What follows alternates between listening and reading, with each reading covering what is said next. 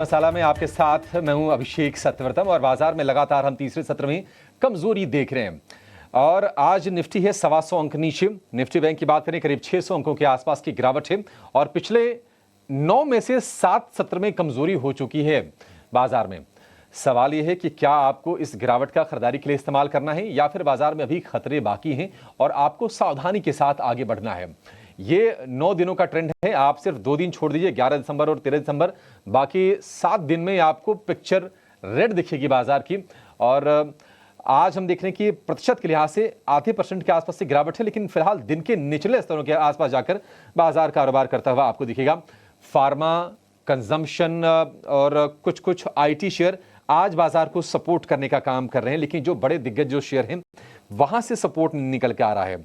रिलायंस को हमने देखा था शुरुआती सत्र में ये शेयर करीब 1% ऊपर गया था, लेकिन ऑलमोस्ट पूरे गेंस को सरेंडर करके अब सिर्फ 0.25% ऊपर ये शेयर रह गया है। इसके अलावा HDFC bank, ICICI bank, Infosys, TCS, वहां से भी कुछ खास सपोर्ट नहीं है। L&T का शेयर भी आज कमजोरी के साथ ही कारोबार करता हुआ दिख रहा है।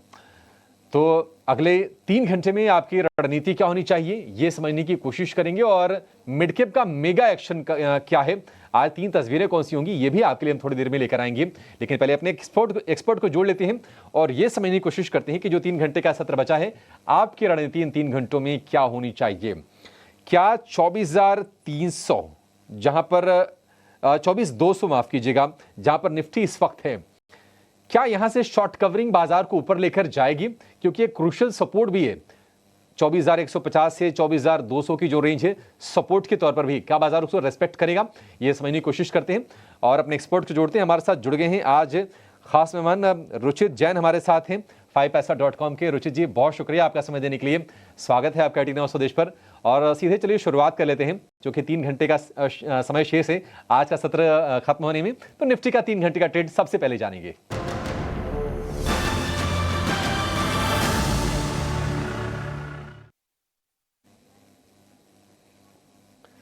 रुचित जी बताइए, बाजार में क्या आपका भी कन्विक्शन का लॉस हो रहा है क्या रुचित जी? क्योंकि हम देख रहे हैं कि गिफ्ट निफ्टी से संकेत कुछ और मिलते हैं, बाजार खुलता उन संकेतों पर ही, लेकिन 10 बजे के बाद माहौल बदलना शुरू हो जाता है और ये ट्रेंड पिछले हम 3 सत्र से लगातार देख रहे हैं। या फिर आप शुक्रवार को भी इसमें जोड़ लीजिए, रिकवरी की बात अलग है लेकिन हुआ तो वही।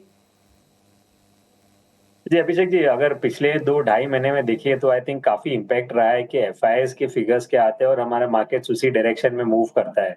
हमने अक्टूबर-नवंबर में देखा था कि जब लगातार कंसिस्टेंटली FIs के सेलिंग फिगर्स आ रहे थे तो मार्केट्स में शार्प करेक्शन देखा। दिसंबर के पहले 2 हफ्ते में उनकी सेलिंग थमी तो फिर से हमने एक पुल बैक मूव देखा, बट जो 50% रिट्रेसमेंट इंपॉर्टेंट रेजिस्टेंस था 24,800, उसको मार्केट सरपास नहीं कर पाया है और अब कल के सेशन में फिर से मैंने उनके सेलिंग के आंकड़े देखे। सो हम क्लियरली एक डायरेक्ट अच्छा सा कोरिलेशन हम देख सकते हैं कि FIs के फिगर्स के साथ में मार्केट के डायरेक्शनल मूव का है। सो नियर टर्म में तो हमें लग रहा है कि थोड़ा सा कॉशियसनेस डेफिनेटली रहना चाहिए। 24,150 के आसपास एक छोटा सपोर्ट जरूर है, बट कोई भी सेक्टोरल इंडाइसिस को ऐसे देख नहीं रहा है कि कहीं से मेजर लीडरशिप आएगी ये सपोर्ट से बाउंस बैक के लिए। तो आई थिंक अगर 24,150 टूटता है तो पॉसिबली हम 23,900 24,000 के रेंज तक भी एक डिप आते हुए देख सकते हैं। सो फिलहाल तो क्योंकि मार्केट ब्रेथ भी नेगेटिव है और नो सेक्टर स्पेसिफिक मोमेंटम में भी कहीं पे भी मेजर ऐसे लीडरशिप लाती हुई नहीं दिख रही है, तो हम थोड़ा कॉशियस बायस से ही रखने के लिए इन ट्रेडर्स को सलाह देंगे और रादर मोर एक सेक्टर स्पेसिफिक या स्टॉक स्पेसिफिक अप्रोच रखे, जैसे फार्मा है, IT है, कि जहाँ पे थोड़े से डिफेंसिव न्यूज में जहाँ पे रिलेटिव थोड़ा आउट परफॉर्मेंस है, वैसे स्टॉक स्पेसिफिक अपॉर्चुनिटीज ढूंढे तो I think better trading opportunities रहेगी कंपेयर टू इंडेक्स। ठीक है, देखिए व्यू सेम है, एक्सपर्ट्स अलग अलग हो सकते हैं, व्यू सेम है कि जब बाजार ऐसा हो जहां पर आपको क्लियर कोई ट्रेंड नज़र नहीं आ रही हो तो आप ना स्टॉक्स की तरफ, सेक्टर की तरफ चले जाओ। और ये चीज़ हम बार बार कह रहे हैं, आप सोच रहे हो कि एक ही बात बार बार क्यों कह रहे हैं। देखिए बार बार कहना इसलिए पड़ रहा है क्योंकि तमाम एक्सपर्ट से बातचीत करके यही चीज़ समझ में आ भी रही है।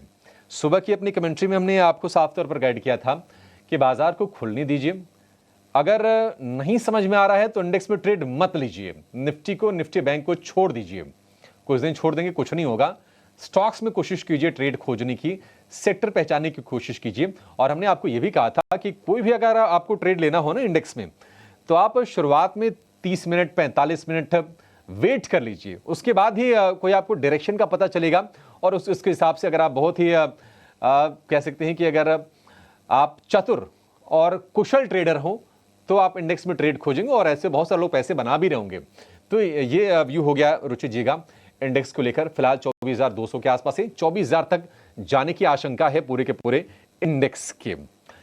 ठीक है, ये व्यू हो गया। अच्छा रुचि जी, एक और चीज बताइए, क्या निफ्टी बैंक पर भी सेम थियरी आपकी काम करेगी?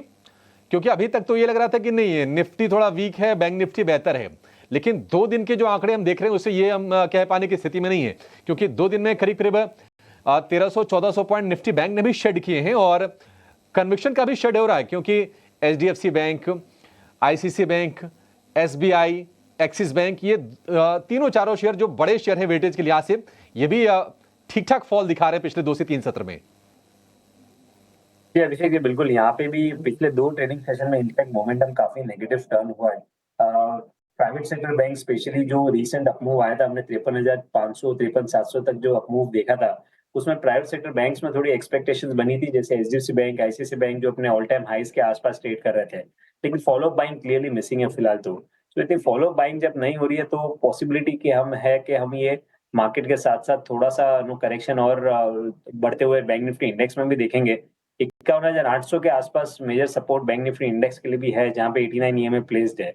सो एज ऑफ नाउ मोमेंटम इतना स्ट्रांग नहीं है कि इस आउट परफॉर्मेंस हमें बैंकिंग स्पेस से नहीं दिख रहा है, और 51,800 के लेवल्स इंपॉर्टेंट रहेंगे, जहां तक ये बैंक निफ्टी इंडेक्स आप शॉर्ट टर्म में एक्सपेक्ट कर सकते हैं। निफ्टी और निफ्टी बैंक का व्यू हो गया। निफ्टी बैंक दिन के निचले स्तर पर 52,150 के आसपास है, डे लो पर है, 670 अंकों की गिरावट, 1.25% के आसपास की कमजोरी। इंडेक्स का बड़ा बुरा हाल है, क्या कहें, मतलब कोई ट्रेड समझ में आए तब तो हमारे एक्सपर्ट भी आपकी मदद करें, लेकिन चलिए स्टॉक्स में एक्शन है और वो खोजने की कोशिश करते हैं। रुचि जी, आज हम देख रहे हैं कि फार्मा, एफएमसीजी, सेलेक्ट आईटी यही फ्लेवर में है, बाकी हमें स्टॉक दिख नहीं रहे हैं बाजार में। अगर मैं नजर डाल रहा हूं तो क्या ट्रेड करना है, इन्हीं सेक्टर में से कोई ट्रेड है क्या आपका?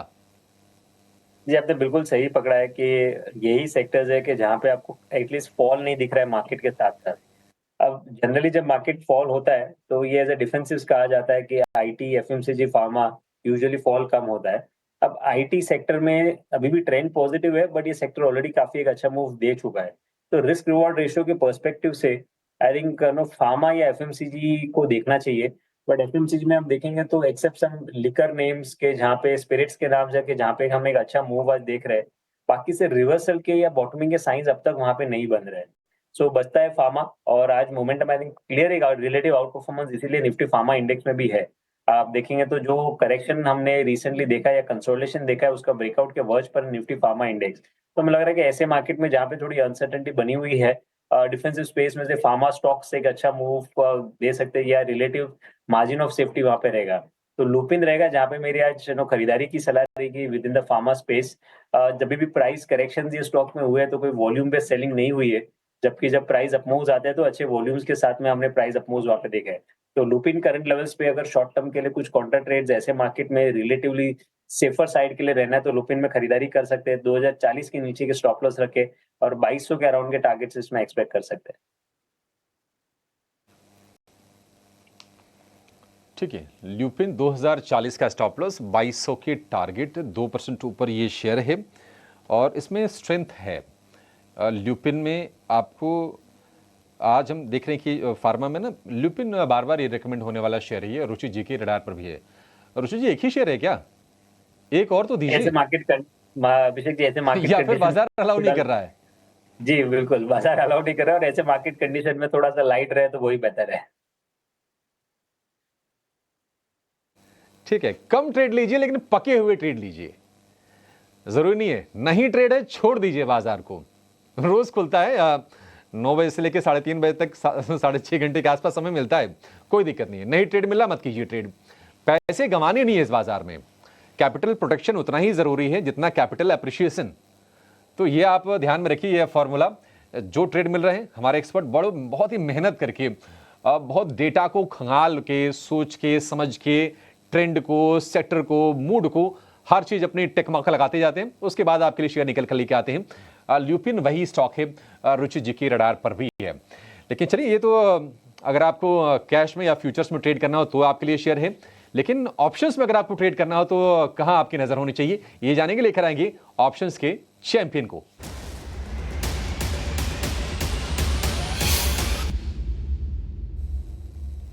जेम फाइनेंशियल के अक्षय भागवत हमारे साथ हैं ऑप्शन का बेहतरीन ट्रेड आपको बताने के लिए। अक्षय जी, बहुत शुक्रिया और स्वागत है आपका समय देने के लिए। और अब हम आपको ना डबल थैंक यू कहेंगे, क्योंकि ऐसे बाजार में ट्रेड निकालना ना, और वो भी तब जबकि बोल के लिया जाए कि नहीं एक ट्रेड दीजिए, बड़ी मुश्किल का काम है। बताइए कहां पर आपकी नजर गई है और क्या आप रेकमेंड कर रहे हैं? जी, गुड आफ्टरनून अभिषेक जी। बहुत मुश्किल का ही काम है। डेज लो के आसपास चल रहा है निफ्टी, वोलेटिलिटी भी काफी भारी है, तो स्टॉक का चुनाव करने में बहुत प्रेसिजन की जरूरत है। तो यहाँ पे आज स्टॉक चुना है सन फार्मा।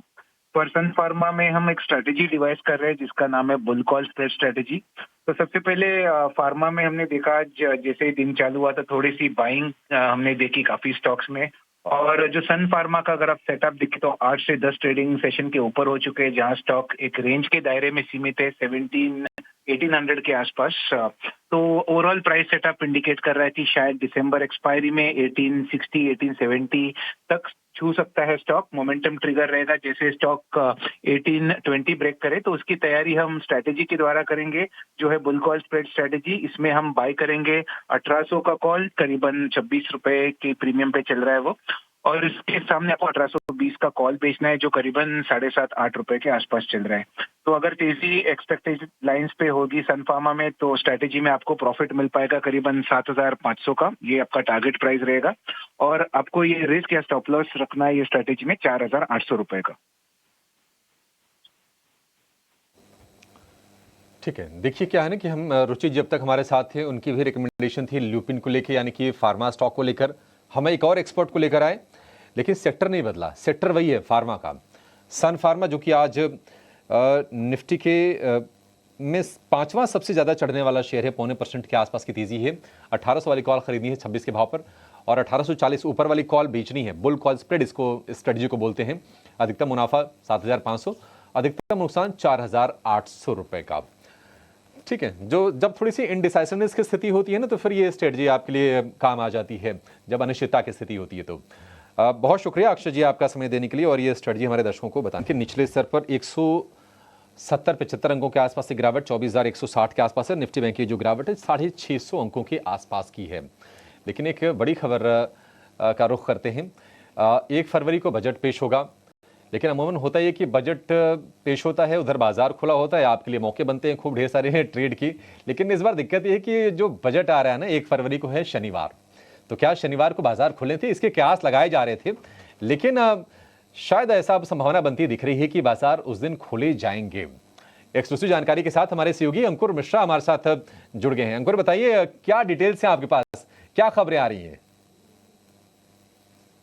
जी हाँ, बिल्कुल। एक्सचेंजेस बातचीत कर रहे हैं कि 1 फरवरी जो इस बार शनिवार को आएगा बजट डे वाले दिन, क्या उस पर मार्केट को खोल सकते हैं। तो हमें तो सूत्र यही बता रहे हैं कि एक्सचेंजेस इसकी पुरजोर कोशिश कर रहे हैं, बैठकें कर रहे हैं जो इकोसिस्टम है उसको तैयार करने के लिए कि किस तरीके से जो इन्वेस्टर्स हैं वो बजट के अनाउंसमेंट के साथ साथ रिएक्शंस भी दे सकें। और ऐसा सिर्फ आज ये पहली बार नहीं होगा। अगर 1 फरवरी 2025 को मार्केट्स ओपन होते हैं, इससे पहले भी इंस्टेंसेस हुए हैं। एक इंस्टेंस मैं आपको बता सकता हूं 1 फरवरी 2020 का, जबकि शनिवार था, यूनियन बजट प्रेजेंट हुआ था और मार्केट खोले गए थे। इसी तरीके से 28 फरवरी 2015 को भी मार्केट खोले गए थे, जबकि ये शनिवार था। उस समय अरुण जेटली जी जो कि फाइनेंस मिनिस्टर थे, उन्होंने बजट प्रेजेंट किया था। तो इससे पहले के भी इस तरीके के उदाहरण हैं कि मार्केट खोली गई है सैटरडे को, और इस बार भी एक्सचेंज अपनी तरफ से बैठकें शुरू कर चुके हैं कि कोशिश यही है कि बाजार को बजट डे के दिन खोला जाए। ठीक है, बहुत शुक्रिया अंकुर इस अपडेट के लिए। तो बाजार खोलने की तैयारी है 1 फरवरी को, शनिवार को जब बजट पेश होगा। इस बीच आईटीसी को लेकर देखिए अपडेट्स आ रहे हैं लगातार। होटल कारोबार के डिमर्जर को लेकर रिकॉर्ड डेट जो है 6 जनवरी तय की गई है। आईटीसी की होटल बिजनेस को लेकर। अब होगा कि होटल बिजनेस में मतलब आईटीसी की होल्डिंग होगी, 40% की होल्डिंग होगी उसमें आईटीसी की। और पिछले साल इस डीमर्जर का ऐलान किया गया था, आई थिंक अगस्त सितंबर के आसपास से ये न्यूज़ आई थी और हमने देखा था कि आईटीसी का शेयर 500 रुपये के आसपास गया था। लेकिन डीमर्जर वाली खबर जब आई थी उसके बाद थोड़ा सा नीचे भी ये शेयर आया था। फिलहाल 467 रुपये के आसपास ये कारोबार कर रहा है और कल से बाजार की तमाम वॉलेटिलिटी में, कमजोरी में भी स्ट्रेंथ दिखा रहा है आईटीसी। सेगमेंट भी ऐसा है कि कंजम्पशन वाला शेयर है ये, हालांकि एफएमसीजी प्योर नहीं है, इसमें तो ज़्यादातर इनकी जो रेवेन्यू आती है वो सिगरेट कारोबार से आती है। फिर भी एक जरा व्यू लेते हैं आईटीसी को लेकर। रुचि जी, आईटीसी क्या करना है? कोई ट्रेड बन रहा है इसमें तेजी का इस वक्त? नहीं, अभिषेक जी देखेंगे तो प्राइस वाइज ऑल्दो करेक्शन हो गया है, बट लास्ट 2 हफ्ते से स्टॉक काफी रेंज में कंसोलिडेट कर रहा है, 455 से लेके 480 की रेंज में। तो आई थिंक जब तक ये 480 के ऊपर के ब्रेकआउट नहीं आते तब तक कोई ट्रेडिंग सेटअप स्टॉक में नहीं बन रहा है। आपके उसको एग्जिस्टिंग पोजीशन से थोड़ा मिड टू लॉन्ग टर्म के लिए देख रहे तो होल्ड कर सकते हैं, बट फ्रेश बाइंग अगर ट्रेडिंग के लिए देख रहे तो आई वुड सजेस्ट के 480 के लेवल के ऊपर ब्रेकआउट आने के बाद ही करें। ठीक है, 480 के ऊपर ही आप इसको खरीदें आईटीसी को। वेट करना है, लेकिन कहां पर वेट नहीं करना है? मिड कैप में निवेश करने को लेकर जरा ये समझ लेते हैं। लेकर आएंगे मिड कैप के महारथी को।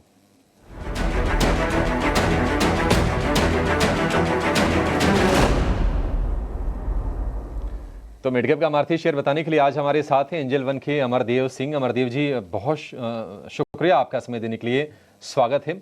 बताइए सर, कहां पर आपकी नजर गई है और मिड कैप में आपको क्या सही लग रहा है वैल्यू के लिहाज से? देखिए, मिड कैप में मुझे रैडिको खैतान जो है वो स्टॉक मुझे अच्छा लग रहा है, क्योंकि ये एक यदि हम देखें तो जो सेक्टर्स हैं वो काफी अच्छा फिलहाल कर रहे हैं। उसमें एक तो हॉस्पिटैलिटी सेक्टर है, दूसरा एविएशन सेक्टर है, तीसरा जो लिकर इंडस्ट्री है। और रैडिको खैतान जो है is one of the most recognised Indian manufacturing Indian made foreign liquor brands. तो ओवरऑल ये कंपनी जो है, इसकी यदि मैं फंडामेंटल पर्सपेक्टिव से भी देखूं तो इसकी जो सेल्स ग्रोथ है वो 20 भी अच्छी रही है, almost close to 30% over the last 3 years. और quarter on quarter there has been growth. तो इस स्टॉक पे लंबे समय के लिए इन्वेस्ट किया जा सकता है, यदि करेक्शंस आते हैं तो भी, और करंट लेवल्स पे भी बाइंग की जा सकती है। और इसमें यदि करंट लेवल्स पे बाय करते हैं तो इसका जो स्टॉप लॉस है वो 2377 का रख सकते हैं for an upward target of 2775। इसके अलावा जो निवेशक इसमें long term 3 to 5 years hold करना चाहते हैं उनके लिए भी ये स्टॉक एक अच्छा स्टॉक है from a stock SIP perspective. तो इस स्टॉक पे नजर बनाई जा सकती है। ठीक है, बढ़िया है। रेडिको खैतान 2775 रुपये का टारगेट, अवधि 1 साल की। और हम देख रहे हैं, कल भी हमने देखा था कि यूनाइटेड स्पिरिट्स में तेज़ी थी। रेडिको खैतान ये लिकर वाली कंपनीज़ हैं, कंजम्पशन वाले बास्केट में ही आते हैं, तो एक बेहतरीन आज हम तेज़ी अच्छी देख रहे हैं। 100 रुपये ऊपर है रेडिको खैतान, करीब 4% ऊपर कारोबार कर रहा है। 1 साल के लिए खरीदी 2775, यानी कि यहाँ से करीब करीब 200 रुपये ज़्यादा के टारगेट के लिए डिसेंट सा टारगेट आपके लिए है। एक बढ़िया स्टॉक आपको अमरदेव जी बता रहे हैं। चलिए, इसी के साथ इस शो को यहीं पर समाप्त करने का समय भी हो गया है। अमरदेव जी, और आपका भी बहुत शुक्रिया रुचित आज समय देने के लिए और हमारे साथ जुड़ने के लिए, और तमाम शेयरों पर चर्चा करने के साथ साथ बाजार पर भी अपना व्यू शेयर करने के लिए।